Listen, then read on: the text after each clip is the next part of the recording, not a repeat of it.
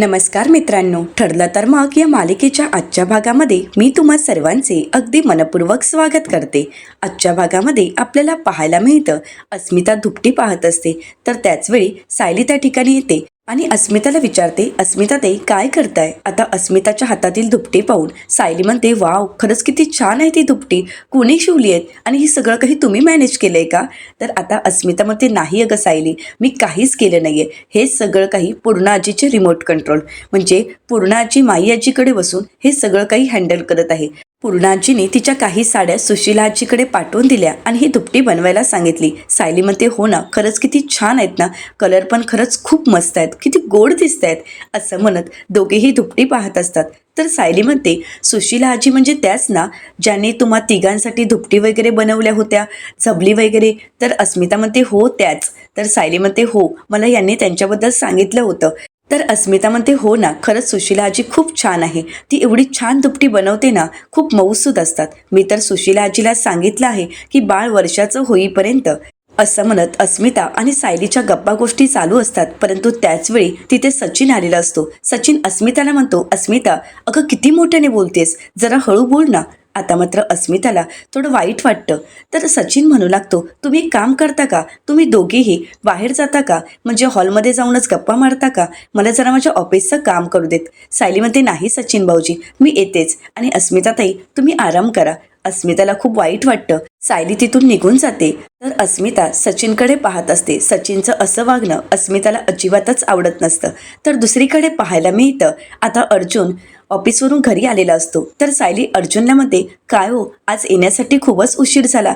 अर्जुन म्हणतो, हो ना, आज खूप महत्त्वाच्या मीटिंग्स होत्या आणि म्हणूनच यायला उशीर झाला, आणि त्यातही आपलं सध्या चालू असणारं महत्त्वाचं काम म्हणजे प्रतिमा आत्यांची ती मिळालेली खोटी डेड बॉडी, त्याचं इन्व्हेस्टिगेशन करण्यासाठी आपल्याला मॉर्गमध्ये जावं लागणार आहे, आणि त्या अगोदर भरपूर पेपरवर्क असतात आणि ती पेपरवर्क कंप्लीट करावी लागतात, आणि तेच काम मी आणि चैतन्य आज करत होतो।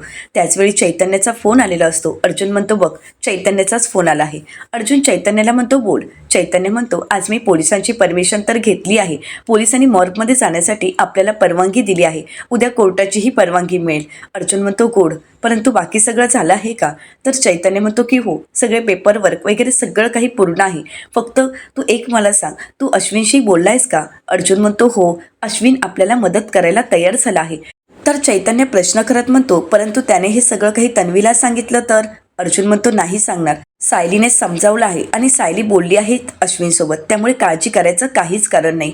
तर चैतन्य म्हणतो, मग आपल्याला उद्या तिथे सर्व पेपरवर्क चेक करता येतील, सर्व पेपर आपण चेक करू, उद्या हॉस्पिटलमध्ये गेल्यानंतर सर्व कागदपत्रांची नीट पडताळणी करावी लागेल, आपल्याला काही ना काही पुरावा नक्कीच सापडू शकतो। अर्जुन म्हणतो, भेटूया उद्याच, असं म्हणत अर्जुन फोन ठेवतो। सायली म्हणते, उद्या? तर अर्जुन म्हणतो, हो, उद्याच आपण या सगळ्याचा शोध सुरू करणार आहोत। खरं तर उद्याच आपल्याला सत्य शोधायचं आहे की हे सगळं काही नक्की कोणी केलं होतं, असं म्हणत आता अर्जुनने कोणत्याही गोष्टीचा विलंब न करता या सगळ्याचा शोध घ्यायचं पक्क ठरवलेलं असतं। आता रात्र खूप झालेली असते। सायली अर्जुन झोपी जातात, परंतु अर्जुनला काही झोप लागत नसते। अर्जुन तळमळत असतो, आणि तर अर्जुन ज्यावेळी सायलीकडे पाहतो त्यावेळी तो तचकतो आणि म्हणतो, तू जागी आहेस? अगं, तुला असं अचानक पाहून किती घाबरलो। सायली म्हणते, हो का, तुम्हाला काय वाटलं, भूत आहे का? तर अर्जुन म्हणतो, हो ना, मला तर असंच वाटलं की कोणीतरी भूत वगैरे असेल। सायली म्हणते, हो ना, 12च्या नंतर भूतच असतात। अर्जुन म्हणतो, तुझ्यासारखी ना? सायली म्हणते, नाही नाही, तुमच्यासारखी अदृश्य होत फिरत असतात इकडून तिकडून। अहो, काय चाललंय तुमचं, जरा शांत झोपा ना। अर्जुन म्हणतो, हो, झोपण्याचा प्रयत्नच करत होतो, पण अशी सुंदर बायको बाजूला असताना झोप कशी लागेल ना? सायली म्हणते, तुमचं ना कधीही काही असतं। अर्जुन म्हणतो, नाही ना ग, खरंच असं काहीच नाही आहे, तुला माहीत आहे का, माझी बायको एवढी सुंदर दिसते, तिच्याकडे पाहिल्यानंतर झोपच उडते। तर सायली म्हणते, आता गप्प झोपायचं, मला पहाटे उठायचं आहे। तर अर्जुन म्हणतो, हो, पण समजा आपण उशिरा झोपलो तर? म्हणजे उशिरा झोपलो तर शांत झोप लागते आणि पहाटे आपण फ्रेशही असतो। सायली म्हणते, हो का, पण मला जागरण करायचंच नाहीये। अर्जुन म्हणतो, असंच करतेस, हल्ली तू आजकाल खूप भाव खातेस, मला जागरण करायचं नाही असं म्हणत नंतर छान जागरण करतेस आणि मग शांत झोपलेली असतेस। सायली म्हणते, आता तर मला तुमच्याशी काही बोलायचंच नाही, असं म्हणत सायली अर्जुन एकमेकांकडे पाठ करतात आणि झोपी जातात। परंतु झोप कुठली लागते त्यांना? पुन्हा एकदा दोघंही एकमेकांकडे पाहतात आणि शेवटी दोघंही एकमेकांकडे पाहत हसू लागतात। तर दुसरीकडे किल्लेदारांच्या घरी आपल्याला पाहायला मिळतं नागराज काका खोरत पडलेले असतात. परंतु त्याचवेळी नागराज काका झोपेत काहीतरी बडबडत असतात. ते महिपत शिकरेनं म्हणत असतात, महिपत माझ्या समोर जसा बसलायस ना तसा राहा, मला धमकी देण्याचा प्रयत्न करू नकोस, मी तुला सोडणार नाही. आता हे जे काही बोलणं असतं ते चालूच असतं आणि त्याचवेळी सुमन काकू आता नागराज काकांना उठवण्यासाठी येतात. पाहतात तर नागराज काका झोपेत बडबडत असतात. सुमन काकूंना थोडं ऐकू येतं, काहीतरी अस्पष्ट सगळं काही समजत असतं, पण नक्की काय बोलत आहे याचा अर्थ मात्र काहीच लागत नसतो. आता सुमन काकू नागराज काकांना उठवतात. त्यावेळी मात्र नागराज काका दचकतात आणि म्हणतात, काय काय झालंय? तर सुमन काकू म्हणतात, काही नाही, मी फक्त तुम्हाला उठवायला आली, पण तुम्ही झोपेत काय बडबडत होता? तर नागराज काका म्हणतात, जाऊ देत ना, माणूस झोपेत बडबडतो, तुला काय करायचंय ग? तर सुमन काकू म्हणतात, असाच समोर बस, मला धमकी देऊ नकोस, हे तुम्ही कोणाला सांगत होता? म्हणजे तुमच्यासमोर कोण बसलेलं असतं? आता नागराज काका थोडे घाबरतात, पण सुमन काकूंना म्हणतात, तुला काय करायचंय आणि उगाच नको ते अर्थ लावू नकोस. माणूस झोपेत काहीतरी बडबडतो आणि तुला मात्र वेगळंच काहीतरी ऐकू येत असतं. पण मला सांग, तुझ्या गळ्यातील मंगळसूत्र कुठे आहे? आता सुमन काकू शांतच होतात. त्यांना तो क्षण आठवतो, गुंडांनी कशा प्रकारे त्यांच्या गळ्यातील मंगळसूत्र हिसकावून घेतलेलं असतं. हे सर्व क्षण त्यांच्या डोळ्यासमोर असतात. तर सुमन काकू नागराज काकांना म्हणतात, पडलं असेल कुठेतरी, माहीत नाही, असेल कुठेतरी पडलेलं, माझ्या लक्षातच आलं नाही. आता मात्र नागराज काका सुमन काकूंचा हात धरतात आणि म्हणतात, मंगळसूत्र पडलं हे बोलायला लाज नाही का वाटत? अगं, मंगळसूत्र आहे ते मंगळसूत्र, नवऱ्याच्या नावाचं मंगळसूत्र, तुला नवऱ्याची किंमत नाही आहे का? तर आता सुमन काकू नागराज काकांना म्हणतात, नवऱ्याच्या मंगळसूत्राची किंमत असायला नवऱ्याने अगोदर बायकोची किंमत करायला हवी, तरच बायको त्या नवऱ्याची आणि त्या मंगळसूत्राची किंमत ठेवू शकते. अगोदर बायकोची किंमत ठेवायला शिका आणि मग मंगळसूत्राचा रुबाब दाखवा. माझं मंगळसूत्र तुमच्यासाठी इतकं जर महत्त्वाचं असेल ना, मग ते मंगळसूत्र का घातलं जातं हे सुद्धा लक्षात घ्या. उगाच माझ्यासमोर रुबाब दाखवू नका. आता मात्र नागराज काका चिडतात आणि सुमन काकूंना म्हणतात, आत्ता तुला घराबाहेर काढेल. सुमन काकू म्हणतात, तुम्ही मला घराबाहेर काढू शकत नाही, कारण या घरावर जेवढा तुमचा अधिकार आहे ना तेवढाच माझा सुद्धा आहे. त्यामुळे मला यापुढे घराबाहेर काढायची धमकी देऊ नका. उठा, फ्रेश व्हा आणि खाली या, कारण तुमचं हे उद्धट बोलणं ऐकून घेण्यासाठी माझ्याकडे अजिबातच वेळ नाही. असं म्हणत सुमन काकू रागानेच तिथून निघून जातात. नागराज काका म्हणतात, बाईच्या गळ्याला सुरा लागला, परंतु माज काही कमी झाला नाही. आता काहीतरी बंदोबस्त करावाच लागेल आणि तोही कायमचा. असं म्हणत नागराज काका आता सुमन काकूंचा बंदोबस्त करायचा ठरवतात. तर दुसरीकडे सुमन काकू किचनमध्ये येतात आणि नागराज काकांच्या बोलण्याचा विचार करतात. सुमन काकू म्हणतात, माझं मंगळसूत्र गुंडाने खेचलं आहे, या त्यांना माहीत असेल का की यांनीच ते सगळं काही केलं असेल? परंतु हे झोपेत नक्की काय बोलत होते? महिपत यांना धमक्या देत असेल की हेच सगळं काही हेच करत असतील? असं म्हणत सुमन काकू विचार करू लागतात. सुमन काकूंच्या डोक्यात असंख्य प्रश्न उभे असतात आणि त्याची उत्तरं मात्र त्यांना सापडत नसतात. तर दुसरीकडे अर्जुन उठलेला असतो, परंतु अजूनपर्यंत फ्रेश झालेला नसतो आणि म्हणूनच सायली येते आणि अर्जुनला म्हणते, काय चाललंय हे? अहो, वेळेत फ्रेश व्हायचं, नाश्ता करायचा, हे सगळं काही तुम्हाला रोज सांगावं लागतं का? आणि तेही नव्याने, उठा ना. तर आता अर्जुन म्हणतो, नाही बायको, प्लीज थांब ना, प्लीज, माझं खरंच खूप डोकं दुखतंय, त्यामुळे प्लीज. तर सायली म्हणते, डोकं दुखतंय? मी तुम्हाला म्हणाले होते की रात्री झोपा, तुम्हाला रात्री शांत झोप लागली नाही आहे का? तुमचे डोळेही सुजलेले दिसत आहेत. अर्जुन म्हणतो, नाही ना, रात्री नीट झोप झालीच नाही. सायली म्हणते, का? कसला विचार करत होता? आता अर्जुन पटकन बोलतो, अस्मिताईचा. सायली म्हणते, अस्मिताताईंचा? काय झालंय नक्की? अर्जुन म्हणतो, काही नाही ग, आता तिची डिलिव्हरी पण जवळ आली आहे आणि म्हणूनच तिची काळजी वाटत आहे. कसं सगळं काही होईल याचा विचार सतत मनात येत असतो. सायली म्हणते, मी तुम्हाला सांगितलं आहे ना, एवढा विचार करू नका, विचार करण्यासारखं काही नाही आहे, सगळं काही नीट होणार आहे. अर्जुन म्हणतो, नक्की होईल ना नीट? सायली म्हणते, हो, तुम्ही काळजी करू नका, चला बरं तुम्ही. अर्जुन म्हणतो, नाही नाही, तू जरा बस नाही ते. असं म्हणत अर्जुन जबरदस्तीने सायलीला बाजूला बसवतो आणि म्हणतो, बायको, आय लव्ह यू. सायली म्हणते, आता हे मध्येच काय?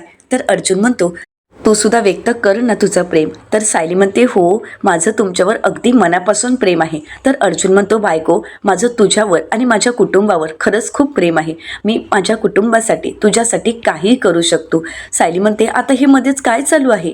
तर अर्जुन म्हणतो, काही नाही, आता घरात एक नवीन बेबी येणार ना, मग मी ठरवलं आहे की कुटुंब. आता अर्जुनला पुढचं काही येत नसतं. सायली म्हणते, कुटुंब वात्सल्य. तर अर्जुन म्हणतो, हां, मला तसं व्हायचं आहे. सायली म्हणते, ते तर तुम्ही अगोदरपासूनच आहात, परंतु आता या माझ्या बाळाला फ्रेश होऊन ब्रेकफास्ट करायची गरज आहे, कारण जागरण झालं आहे आणि जर तुम्ही वेळेत नाश्ता नाही केला तर जागरण दुसरीकडे पाहायला मिळतं. इकडे साक्षी विचार करत असते, तिला काहीच कळत नसतं. एकीकडे अण्णांचा शोध लागत नसतो तर दुसरीकडे सचिन बेपत्ता असतो. सचिन त्याचा फोनही उचलत नसतो ना तिला भेटायला येत. त्यामुळे साक्षीला काय करावं, काय चालू आहे काहीच कळत नसतं. आणि त्याचवेळी बाहेर कोणाचा तरी बोलण्याचा आवाज येतो. साक्षी म्हणू लागते, कोण असेल बाहेर, इथे तर फारसं सहसा कोणी येत नाही. असं म्हणत आता साक्षी दरवाजातून डोकावून पाहते. त्यावेळी तिच्या लक्षात येतं की बाहेर पोलीस उभे आहेत. आता मात्र साक्षी पूर्णपणे घाबरून गेलेली असते. साक्षी म्हणते, पोलीस म्हणजे हे इथे काय करत असतील? आत्तापर्यंत इथे मी असं पोलिसांना आलेलं कधीच पाहिलं नाही आणि आता हे अचानकच इथे आले आहेत. यांना कळालं तर नसेल ना की साक्षी शिकरे जिवंत आहे? यांना कळालं नसेल ना की साक्षी शिकरे जिवंत असून ती वेगळ्या वेशात इथे राहत आहे? काय करू मी? मला हे पकडण्यासाठी तर आले नसतील ना? असं म्हणत साक्षी पूर्णपणे घाबरून गेलेली असते. तर बाहेर पोलीस कोणाशी तरी बोलत असतात, त्यांच्याकडून माहिती विचारून घेत असतात आणि त्यांना विचारतात की या अगोदर तुम्ही त्यांना इथे पाहिलंय का आणि कधी पाहिलं आहे, याबद्दल चौकशी चालू असते. आणि हे सगळं काही साक्षीने पाहिलेलं असतं. साक्षी पूर्णपणे घाबरून गेलेली असते. तिला चांगलाच घाम फुटलेला असतो. परंतु या सगळ्याची मज्जा मात्र प्रिया घेत असते. प्रिया लांबूनच या सगळ्यांचा व्हिडिओ बनवत असते. आता त्यानंतर ती व्यक्ती तिथून निघून जाते. तर आता पोलीस साक्षीच्या रूमचा दरवाजा वाजवतात आणि म्हणतात, दरवाजा उघडा. आता मात्र साक्षीला काय करावं काहीच कळत नाही. ती दरवाजाच्या आतमध्येच उभी असते. तर पोलीस म्हणू लागतात, तुम्ही आत आहात हे आम्हाला माहीत आहे. आम्ही दरवाजा तोडण्या अगोदर तुम्ही स्वतः दरवाजा उघडा. जर तुम्ही दरवाजा नाही उघडला तर आम्हाला दरवाजा तोडावा लागेल. प्लीज दरवाजा उघडा. परंतु साक्षी काही दरवाजा उघडत नसते.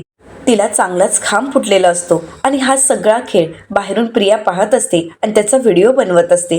तर दुसरीकडे सुभेदारांच्या घरी अर्जुन तयार होऊन नाश्ता करण्यासाठी येतो. तर कल्पनाताई अर्जुनला म्हणतात, अर्जुन, अरे तुला रूममधून खाली यायला एवढा वेळ कसा लागतो रे? इथे येतोस आणि नाश्ता करायचा म्हटलं की मला आता वेळ नाही, माझी ऑफिसची कामं आहेत असं सांगून निघून जातोस. कधीच वेळेवर नाश्ता करत नाहीस. आता सुद्धा तेच कारण असेल ना?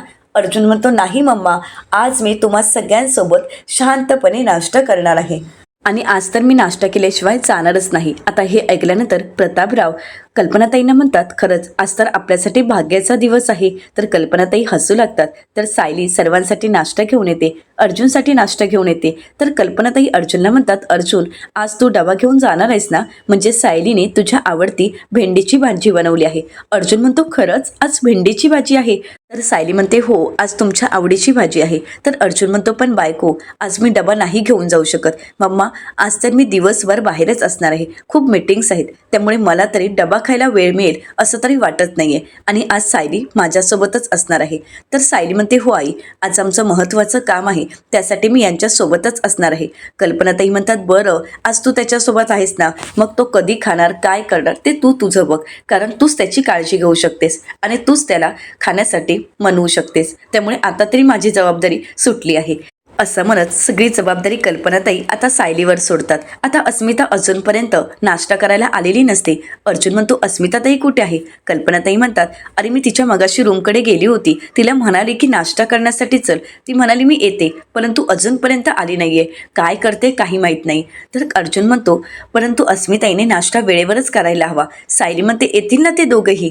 अर्जुनला खूप राग येतो. अर्जुन म्हणतो, नाही, माझं एकच आहे की अस्मिताताईंनी नाश्ता वेळेवर करायला हवा, त्यामुळे अस्मिताईला आज नाश्ता मी घेऊन जाईन. असं म्हणत आता अर्जुन स्वतः अस्मिताईसाठी नाश्ता घेऊन जातो आणि हे सगळं काही पाहत प्रतापराव आणि कल्पनाताई हसू लागतात. सायली म्हणते, ह्यांचं हल्ली काय चालू आहे ना, काहीच कळत नाही. सतत अस्मिताताईंबद्दल विचारत असतात. ऑफिसमधून आल्यानंतर पहिली अस्मिताताईंची चौकशी करत असतात. अस्मिताई कशी आहे, तिने काही खाल्लं आहे का, तिचा मूड ठीक होता ना, तिला कसला त्रास तर होत नाहीये ना, असे असंख्य प्रश्न मला विचारत असतात आणि भांबावून सोडतात. खरंच त्यांना खूप काळजी वाटत आहे. हल्ली तर अस्मिताताईंशिवाय त्यांच्या डोक्यात कुठला विचारच नसतो. तर प्रतापराव म्हणतात, यालाच तर म्हणतात बहीण भावांचं प्रेम. हेरवी बघावं त्यावेळी कचाकच भांडत असतात, परंतु असं नजरेआड त्यांचं दोघांचंही प्रेम असतं. खरंच खूप एकमेकांवर जीव आहे. त्या दोघांची एकमेकांवर असणारी माया आणि प्रेम पाहून प्रतापराव आणि कल्पनाताई खूप खुश असतात.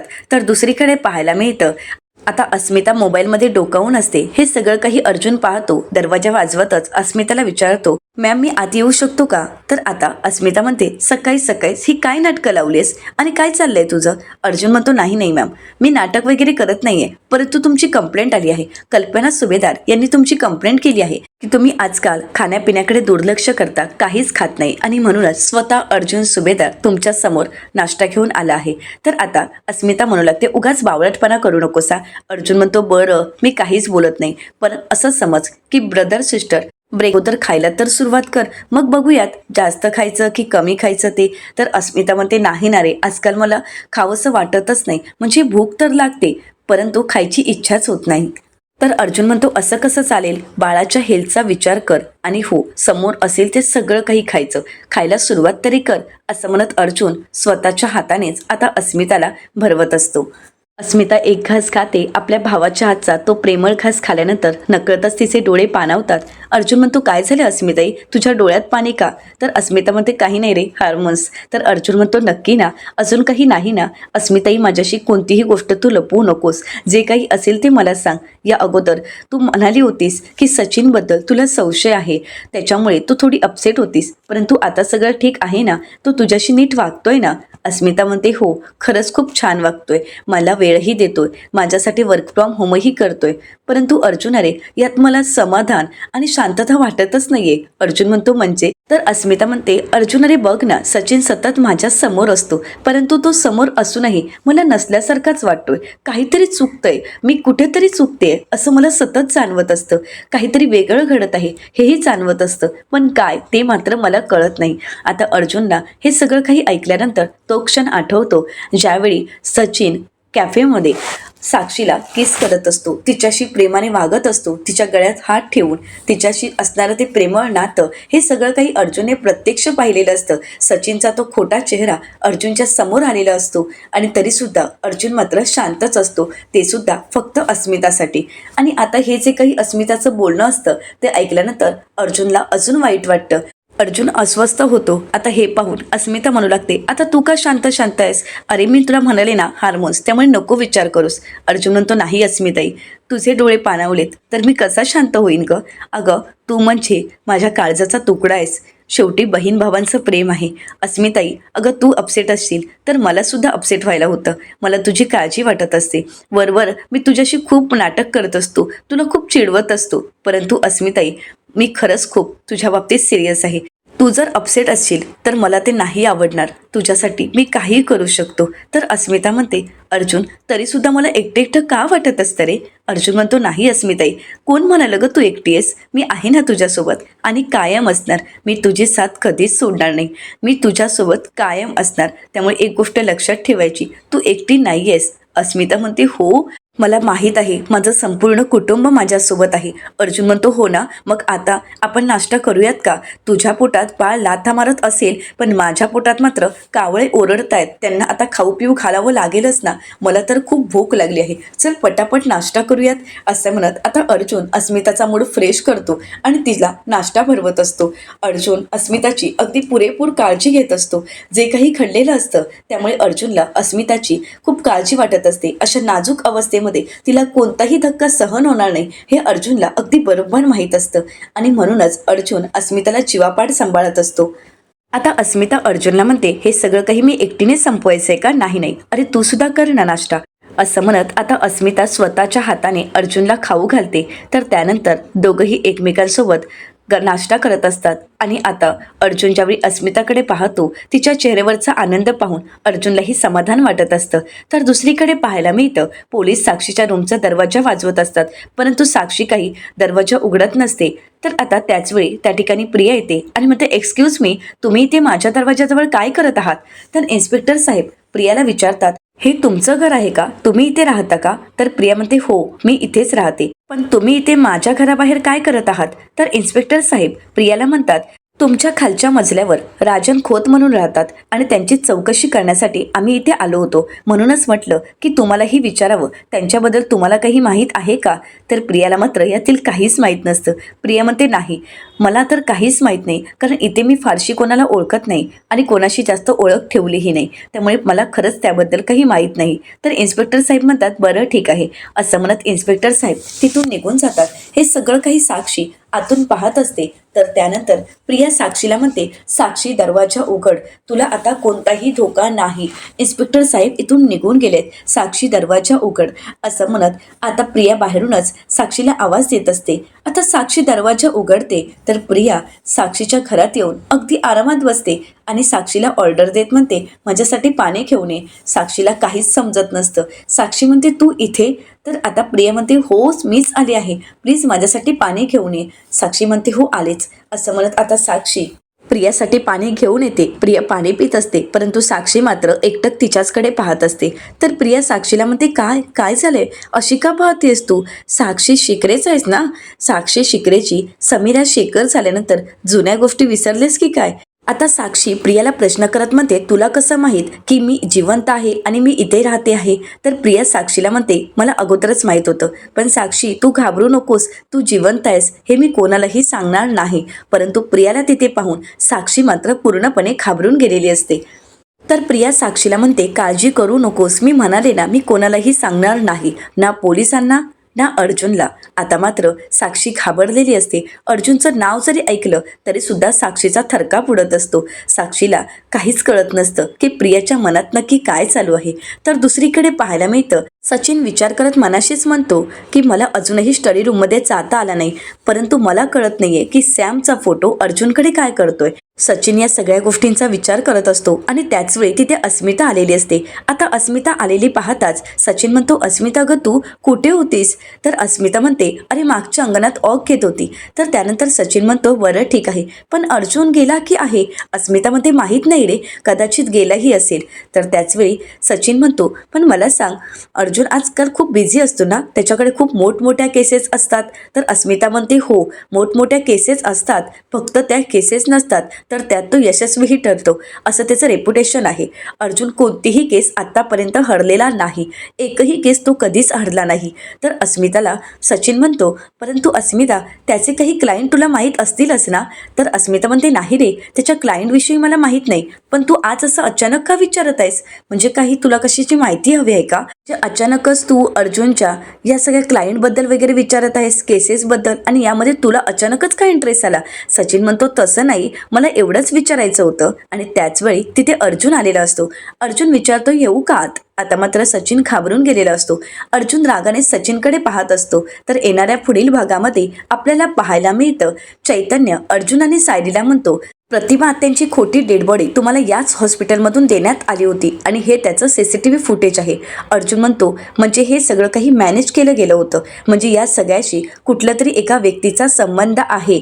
रविराज सर म्हणतात, म्हणजे महिपत शिकरेचं गायब होणं, प्रतिमाची खोटी डेड बॉडी देणं आणि प्रतिमाच्या बाबतीत खोटे पुरावे देणं, DNA टेस्टचे रिपोर्ट खोटे देणं आणि हॉस्पिटलमधून मिळालेलं हे CCTV फुटेज, हे सगळंच एकमेकांशी कनेक्टेड आहे. तर आता सायली म्हणते, म्हणजे हीच व्यक्ती आहे की जी या सगळ्याचा सूत्रधार असू शकते आणि हाच मनुष्य या सर्व प्रश्नांची उत्तरे आहेत, असं म्हणत सायली अर्जुनकडे पाहू लागते. आता सायली अर्जुन या सगळ्याचा शोध कशा प्रकारे घेतील आणि सत्य शोधण्यामध्ये त्यांना यश मिळेल का, हे आपल्याला येणाऱ्या काही पुढील भागांमध्येच पाहायला मिळणार आहे. त्यासाठी मित्रांनो, येणारे पुढील भाग पाहण्यासाठी चॅनलला नक्कीच सबस्क्राईब करा. आजचा हा व्हिडिओ आवडला असेल तर व्हिडिओला लाईक करायलाही विसरू नका. व्हिडिओ पाहिल्याबद्दल तुम्हा सर्वांचे अगदी मनपूर्वक धन्यवाद.